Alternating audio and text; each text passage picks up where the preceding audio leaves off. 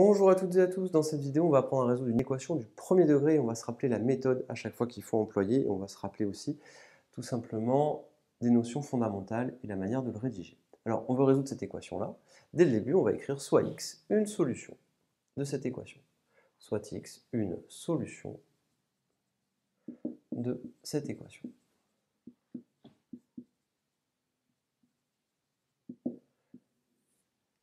Alors, qu'est-ce qu'on va faire? On va recopier notre équation, on va écrire moins 5x moins 1 égale 10x moins 10.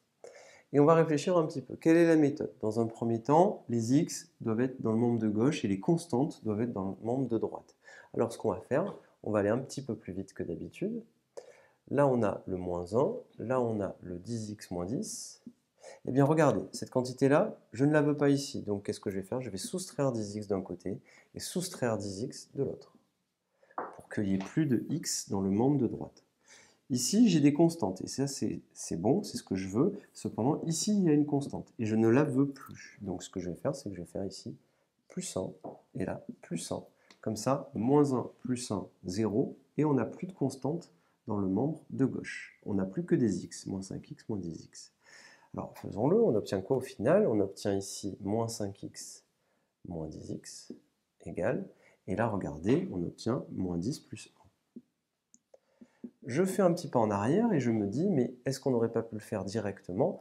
Oui, je vous rappelle comment on fait. Le 10x, on le fait passer dans le membre de gauche et on met un moins devant. Le moins 1, on le fait passer dans le membre de droite et on change le signe, donc 1 plus 1. On fait le calcul de cette quantité maintenant.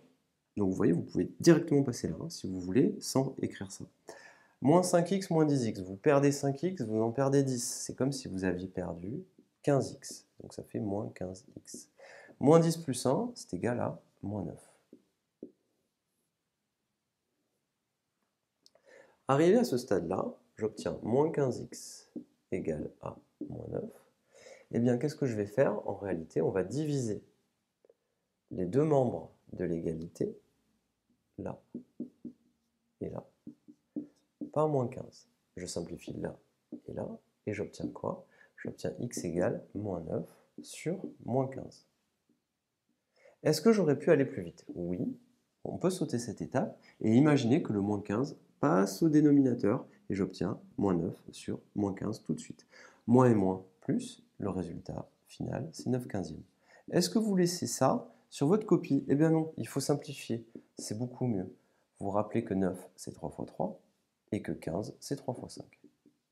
Au final, on simplifie par 3 et on obtient 3 cinquièmes, tout simplement. Vous remarquerez que 9 égale 3 fois 3, on a une décomposition au produit de facteur premier, et 15 égale 3 fois 5, on a une décomposition au produit de facteur premier.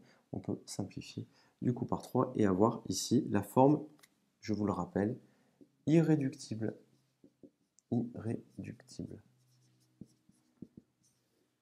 Voilà tout.